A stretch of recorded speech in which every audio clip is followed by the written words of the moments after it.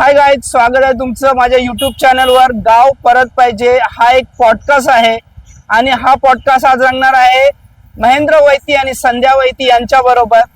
हा एक खूप छान असा जोडपा जो ऍक्टिंग देखील करतो, आमचा सहकलाकार म्हणू शकता तुम्ही यांना. आणि त्याचप्रमाणे एकामेकाला संसारामध्ये हातभार लावून यांचा एक भाकरीचा उद्योग आहे, तो देखील खरंच खूप छान असा प्रोग्रेसवर आहे. या जरा माशा मला त्रास देत आहेत, but it's okay.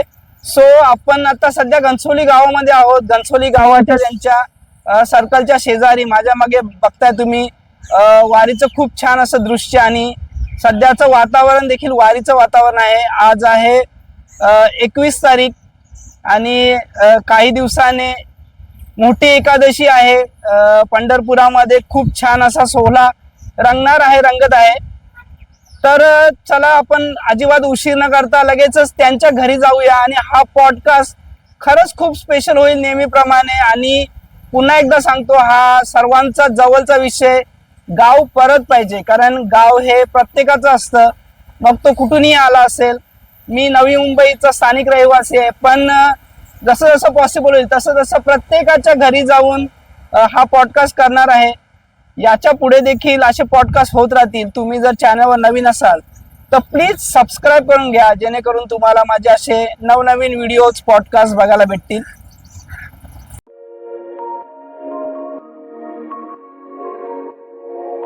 So friends, आपण आता आहोत महेंद्र वैती आणि संध्या वैती यांच्या घरी. जसं मी तुम्हाला सांगितलं की ते आपले सहकलाकार आहेत आणि बऱ्याचशा प्रोजेक्ट मध्ये त्यांनी कामं केलेली आहेत. दोघांची ऍक्टिंग खरंच खूप छान आहे, वन टेक ऍक्टर्स आहेत. त्याचप्रमाणे संध्याताई बद्दल सांगायचं म्हणजे त्या रायटिंग देखील करतात. बऱ्याचशा स्क्रिप्ट देखील त्यांनी आम्हाला आजपर्यंत लिहून वगैरे दिलेले आहेत आणि आम्ही बरेचसे प्रोजेक्ट त्यांच्याबरोबर केलेले आहेत. सो संध्याताई आणि दादा, तुम्ही मला इथे बोलवलात त्याबद्दल मी खरंच तुमचा आभारी आहे. आणि आपला विषय तुम्हाला मी सांगतो की गाव परत पाहिजे. म्हणजे जसं प्रत्येकाचं गाव असतं आणि आपण इथले स्थानिक आहोत. सो आपलं जुनं गाव कसं होतं त्याबद्दलच्या काही आठवणी आपण सर्वांशी शेअर करणार आहोत. आणि त्याचप्रमाणे तुम्हाला काय वाटतं की अगोदरची लाईफस्टाईल चांगली होती, आत्ताची लाईफस्टाईल चांगली आहे, या अशा बऱ्याचशा गोष्टी आज इथे तुमच्या बरोबर शेअर होणार आहेत. सो आपण सुरुवात करूया आणि डेफिनेटली तुम्हीच सुरुवात करा कुठूनही. तुमची एक जुनी अशी आठवण तिथून आपण चालू करूया. मला वाटतं आपण लहानपणापासून स्टार्ट केलं तर अजून बरं होईल. हो, तर मी सगळं पहिला स्टार्ट करते. आमचा जो घनसोली गाव आहे तो पहिला ना म्हणजे पूर्ण जंगल एरिया होता, मोठी मोठी झाडे होती, बरोबर. असं घनदाट जंगल बरोबर. असं त्याच्यावरून घनसोली नाव पडलेलं आहे, कारण हा जंगल एरिया पूर्ण जंगल होता. एकदम बोलतात ना की ते घनदाट जंगल. गाईज, मी इथला स्थानिक असून मला हा विषय माहिती नव्हता. खरंच खूप छान माहिती भेटली. म्हणून हा घनदाट जंगल म्हणून घनसोली नाव पडलेलं आहे या गावाला. पण आता असं झालेलं आहे का आता झाडच नाही राहिली, 2% पण झाड नाही. आता सगळ्या बिल्डिंग झालेत आताच्या याच्यामध्ये, आणि पहिला पूर्ण जंगल होता. आणि दुसरं बघायला गेलं तर आमच्या गावामध्ये जागृत खूप आहेत. घनसोली गावामध्ये खूप जागृत आहेत. सो गाईज, असं म्हणतात की पूर्ण नवी मुंबईमध्ये सर्वात मोठा गाव जर असेल, म्हणजे माझ्या माहितीनुसार घनसोली. जेवढं मला माहिती आहे, घनसोली गाव हा मोठा आहे. आल्या 7 होती. मेन आले 7 आहेत आणि अच्छा. प्रत्येक आळीला आमच्या इथं मान दिले जातं. म्हणजे बघायला गेलं दहीहंडीचा आणि हनुमानची पालखी असते, त्याचं आमचं 7-7 वर्ष तो आमची बारी येते. अच्छा. म्हणजे पाटलाली आहे, कौलाली आहे, म्हात्र्याली आहे, चिंचाली आहे, कोलीवाडा आहे, पाटील असे म्हणजे आले आहेत ना 7 आल्या. तर प्रत्येक आळीला एक एक वर्षाचा मान दिला जातो, दहीहंडीचा आणि हनुमानची पालखीचा. अच्छा. आता आमची यावर्षी पालखी झाली आहे आमची. आता दहीहंडी पण यावर्षी आमचीच आहे, कोलीवाड्याची. ओके. मग गाव भरपूर मोठं आहे आणि गावाचा एरिया असं आपल्याला सजायची सांगता पण नाही येणार. सो आपण मला सांगा, तुमचं दोघांचं गाव सेम हेच, हा, घनसोली. घनसोली. मग लहानपणाची काय आठवण, शाळेची वगैरे?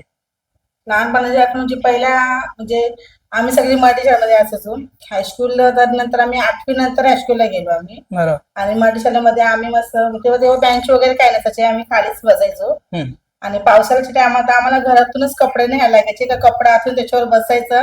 घरातूनच न्यायला लागायचं आम्हाला.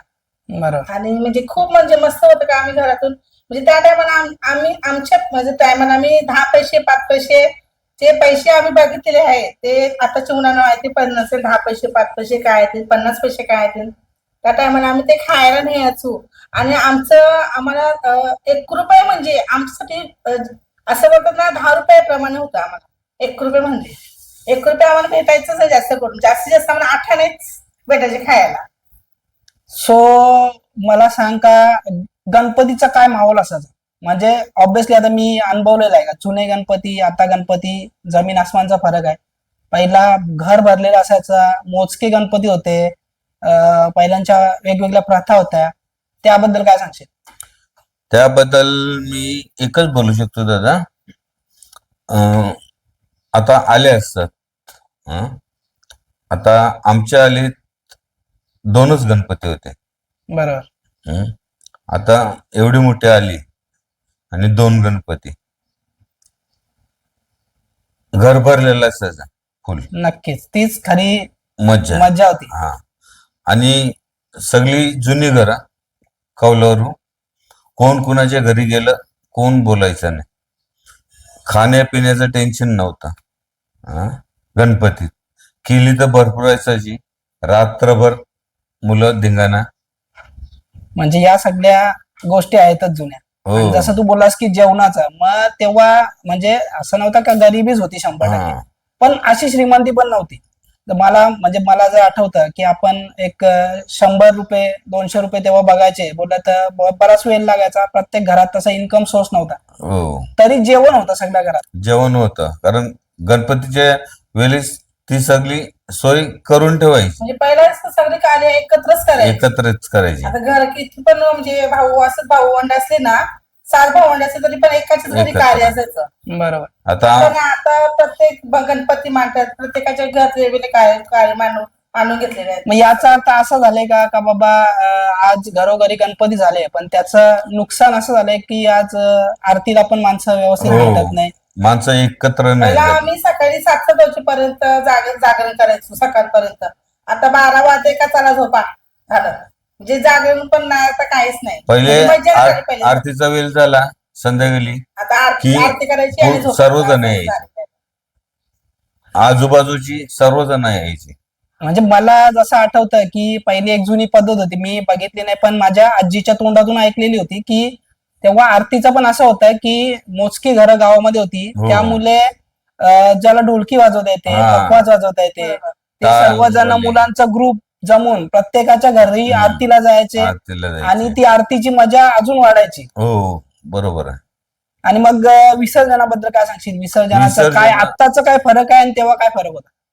आता सांगायला गेलं तर पूर्वीचं असं आहे की जेव्हा पहिलं गणपती निघायचा त्याच्या पाठोपाठ सगळ्यांची संख्या सगळ्यांचे निघायचे, म्हणजे मोजकेच गणपती होते. आणि बरं. पहिला संध्याकाळचीच विसर्जन व्हायचं. आता संध्याकाळीच 12 व्हायचे. वाजवतात गणपती विसर्जनाला. हे 8च्या अगोदरच विसर्जन व्हायचं, कारण लवकरच गणपती काढायचे बरं. आणि डोक्यावर न्यायचे.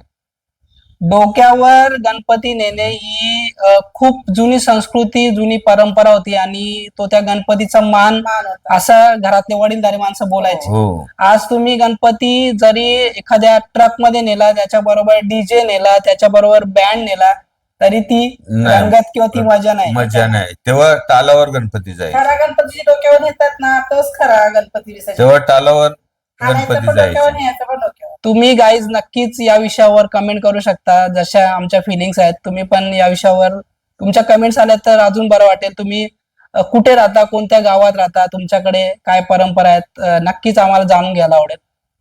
कंटिन्यू.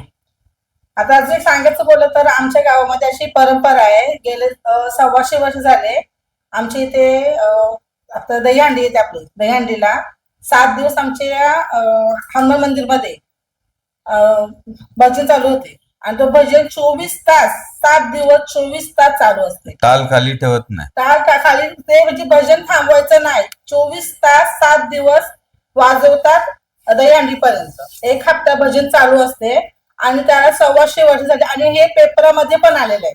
आमच्या 125 वर्ष जुनी घनसोली गावाची परंपरा ही आज तुम्हाला या माझ्या पॉडकास्ट मध्ये ऐकायला भेटते. माझे नशीब आहेत तुम्ही याच्या अगोदर कुठेतरी ऐकलं असेल, पण असं आहे की माझा जो चॅनल बघणारे आहेत किंवा जे माझे व्ह्युअर्स असतील, म्हणजे तुमचे माझे कोणाचेही जो कोणी युट्यूबर असेल, ते फक्त नवी मुंबईतले नाही आहेत, ते फक्त कोकण पट्ट्यातले नाही आहेत, ते फक्त आपल्या भारतात नाही आहेत, त्याच्या बाहेर देखील आहेत. म्हणून या सर्व गोष्टी खरंच खूप स्पेशल आहेत. आज घनसोली गावाची एवढी मोठी माहिती इथे शेअर होते. ती परंपरा अजूनही चालू आहे. अजून चालू आहे. अजूनपर्यंत चालू आहे. आणि तुम्ही बघू शकता आता दही अंडी येईल, त्याच्यात तुम्ही 7 दिवस येऊन तुम्ही बघू शकता. हरिनाम जे चालू असते तिथे सप्ताह. 7 दिवस सप्ताह असतात आमच्या. आणि 7 दिवसांनी अजून एक विशिष्ट असं आहे की आमच्या तेव्हा गावामध्ये चिकन मटनची दुकानं बंद असतात. बंद असतात. चिकन मटन आमच्या गावामध्ये तुम्हाला कुठेच भेटणार नाही. मच्छी पण नाही. 7 दिवस मच्छी असते पण चिकन मटन बंद.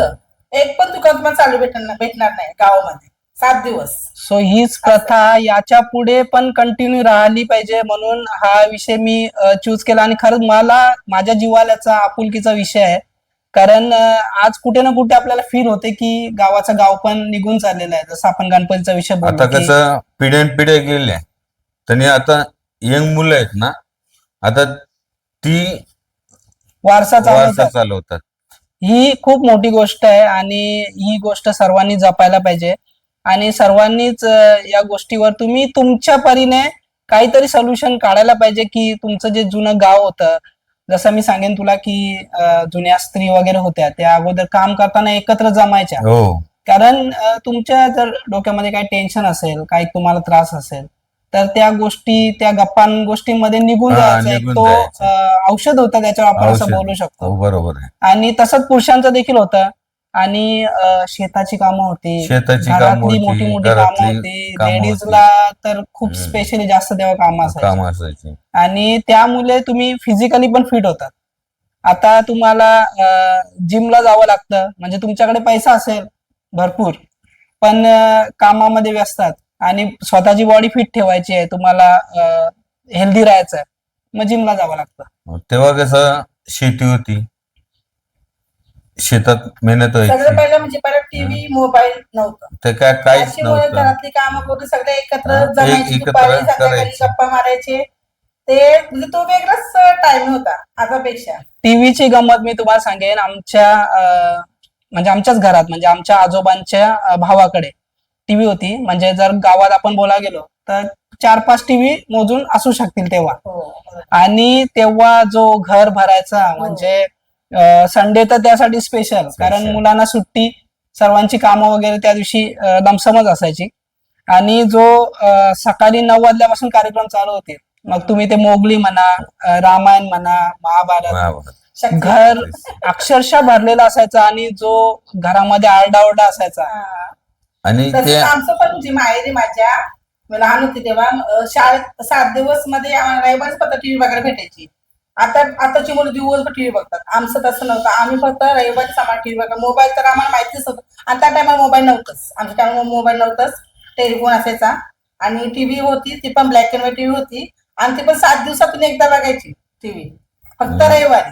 आणि आमच्या शेजारी पाहिजे सगळे आमच्या घरी टीव्ही बघायला यायचे. एक विषय असा आहे का, गावात हनुमान मंदिर आहे आमचं, त्याच्याच बाजूला एक टीव्ही होता, अच्छा. Black and white. हा.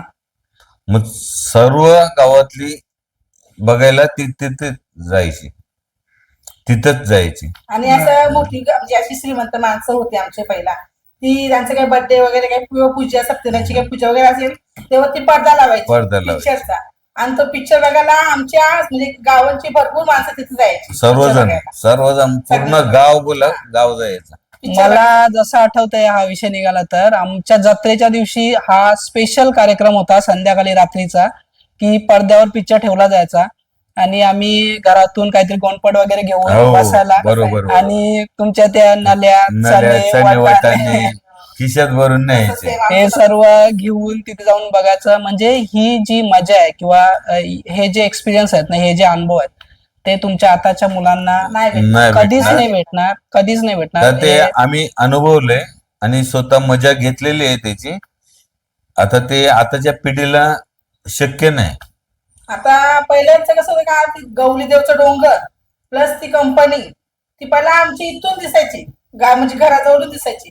आता समोरून गेलो तरी दिसणार नाही, म्हणजे एवढं आता बिल्डिंग झालेल्या आहेत. आणि मी जेव्हा शाळेत जायचो ना, पूर्ण मातीचा रस्ता होता. बरोबर. तसंच शाळेत जायचं, बसायचं, म्हणजे जिथे जागा भेटेल तिथं बसायचं. मग बसायचं जास्त कुठं, आपल्या खिडकीजवळच, म्हणजे ती ठराविक जागा होती, ठराविक जागा. व्हेंटिलेशन बघून. हो, खिडकीजवळ बसलं की बाहेरचे बोरीचे झाड मस्त, म्हणजे अभ्यासाकडे लक्ष नाही, हा. सगळं लक्ष बाहेर. हा, मस्त बघायला भेटायचं. पण बाई काय शिकवते आपली, त्याच्यावर लक्ष नाही. याच्यावर मला एक गंमत आठवली. जेव्हा नवी मुंबईमध्ये फर्स्ट टाइम ट्रेन चालू झाली तेव्हा समथिंग मी काहीतरी 4वी-5वीला असेल बहुतेक, मला फुसट आठवते.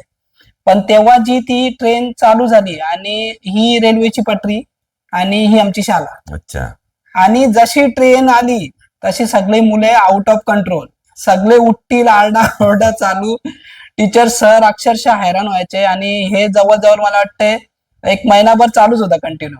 नंतर ते मुलांना सवय झाली की बाबा चला आता ट्रेन रोज येते म्हणून. तसं आमचं पावसाळ्यात व्हायचं.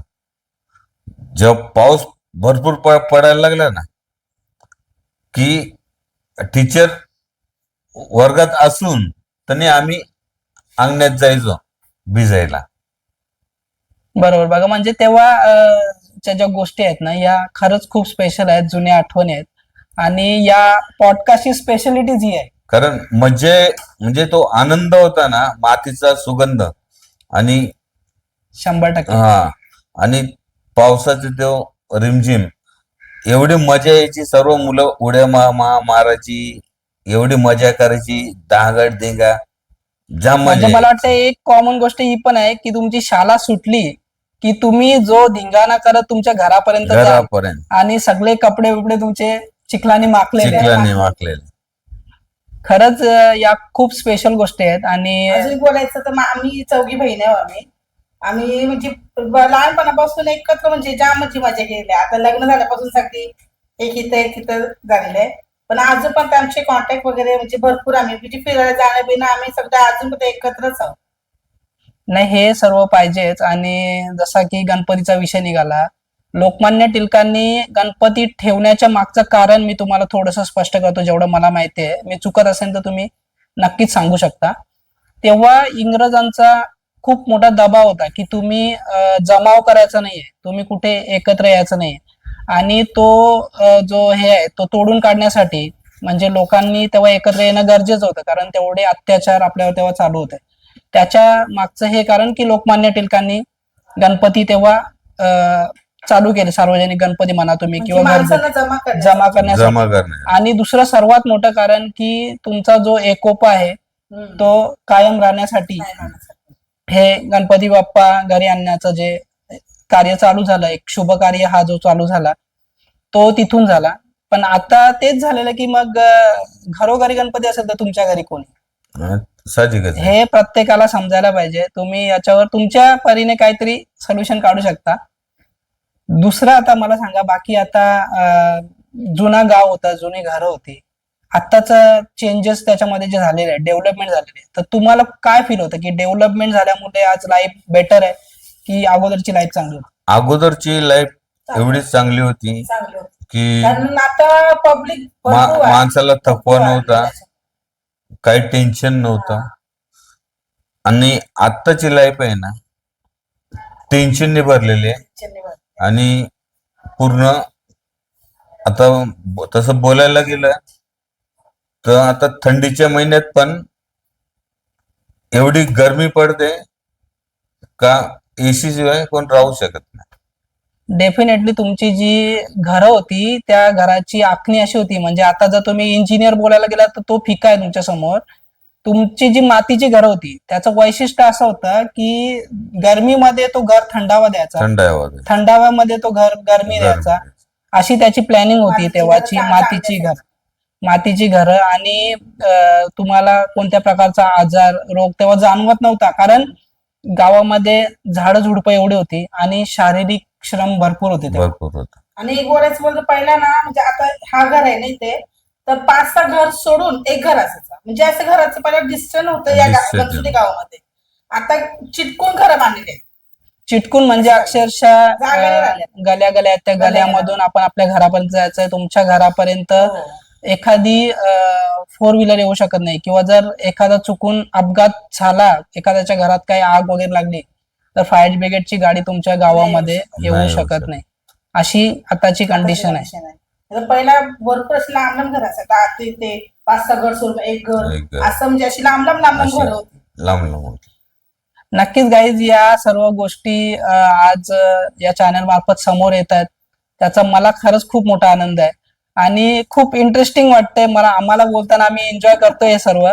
तुम्हाला कसं वाटतंय? आता तुम्ही सांगताय की या गोष्टी तुला कसं माहिती, तर आमची आजी जवळजवळ 95 वर्षे जगली आणि तिने या गोष्टी आम्हाला सगळं सांगितलेल्या होत्या.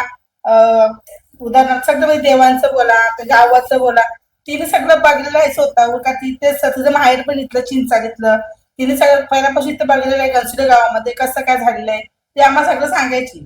असं तसं आता गणसुले नाव कसं पडलं, बस गौरी देवाचं सगळं ती सांगायची आम्हाला असं तसं, म्हणून मला या गोष्टी सगळं माहिती आहे.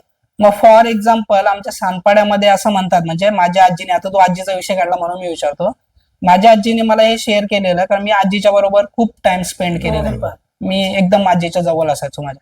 तर तिने मला हे सर्व सांगितलेलं की सानपाड्यामध्ये असं होतं की गावदेवी जी आहे गावामध्ये, ती सर्व गाव बघणार आणि गावाच्या बाहेर ज्या काही हालचाली होतील चांगल्या वाईट, त्या सर्व दत्तगुरू आहेत आमच्या सानपाड्यामध्ये, प्रसिद्ध मंदिर आहे.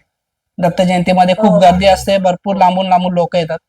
सो तेव्हा आमचा जो बस स्टॉप होता, म्हणजे जर तुम्हाला बाहेर कुठे जायचं असेल, फॉर एक्झाम्पल लोक तेव्हा फुलं वगैरे विकत घेण्यासाठी दादरला जायचे, तर तिथे जायचं असेल तर मंदिराच्या त्या साईडला हायवेला लागून बस स्टॉप होता. आणि जर कधी घरी यायला रात्र वगैरे झाली तर गाव, जसं तुम्ही सर्वांना सांगितलं की जंगल एरियाच होता, जंगल area. तर जंगल एरिया असायचा. पण तिथून त्या बस स्टॉप पासून तुमच्या गावापर्यंत येताना स्वतः दत्तगुरू जर काय अडचण असेल तर कोणाचं रूप घेऊन तिथे प्रकट व्हायचे आणि तुमच्या बरोबर तिथपर्यंत यायचे. आणि त्याच्या पुढे मग आई गावदेवी मातेची जबाबदारी असायची. तर असा काही किस्सा तू सांगू शकतो? हा, मला तुम्ही बोलतो शोभना तर शोया आता आठवते, आमची आजी सांगितली. तुम्हाला आमचा गणसुलीचा नाला माहिती असेल, मीन हॉस्पिटल जवळचा, बरं. तिथे मोठा झाड होता, तिथे खैस होता. खैस माहित असेल तुम्हाला? खैस. हा, मला माहिती आहे, म्हणजे एक हा, राक्षसाचा खैस प्रकार होता. किंवा भूताचा प्रकार तुम्ही हा, खैस होता. तो माणसाचं रूप म्हणजे घ्यायचा, तिथे खैस होता. तर आमची आजी सांगायची का गौरीदेव गौरी तो काय करायचा, पहिला तिथून माणसांना हाणायचा गावामध्ये, आणि गावदेवीचं मंदिर आहे ना तिथपर्यंत हाणायचा. पण तिथून मग गावदेवी त्यांना घरापर्यंत पोहोचवायची. प्रोटेक्ट करेल म्हणजे. हा, म्हणजे गावदेवी घरापर्यंत पोहोचवायची. आणि ही स्टोरी जुने लोकांनी बघितली, त्याची समोरची गोष्ट आहे. आणि गवली देवाच्या हातात काठी हा, आणि असायची, गौरीदेवचं रूप कसं आहे घुंगरांची. माहिती का तुम्हाला? बालूमामा माहिती असेल ना? घुंगरांची बालूमामा- काठी. बालूमामा- नक्कीच, जसं दादा आणि ताई सांगतात तेव्हा क्लिक होते की हातामध्ये घुंगरू आणि काटे असायचे. बालूमामाचं जे रूप आहे ना, बालूमामाचं रूप आहे ना, सेम टू सेम गौरी देवाचा पण तसाच रूप आहे, सेम तोच रूप गौरी देवाचा आहे.